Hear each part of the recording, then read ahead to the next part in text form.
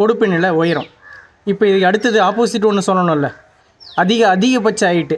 Okay, இங்கே வந்து 6 அடி 6'2" 6'3" கூட அக்செப்ட் பண்ணிப்பாங்க.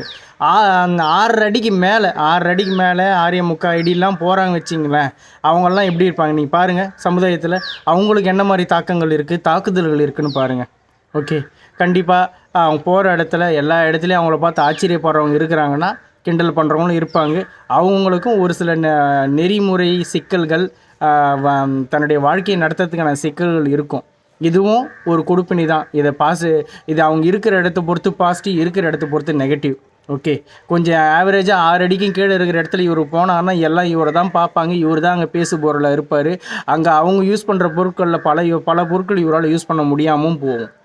ஓகே, ஈவன் இஃப் நீங்கள் பார்த்தீங்கன்னா பஸ்ஸில் கூட இந்த மாதிரி ஹைட்டாக இருக்கிறவங்க வந்து பின்னாடி சீட்டில் தான், கால் இடிக்காத மாதிரி சீட்டில் தான் உட்கார முடியும். வேறு ஆப்ஷன் கிடையாது.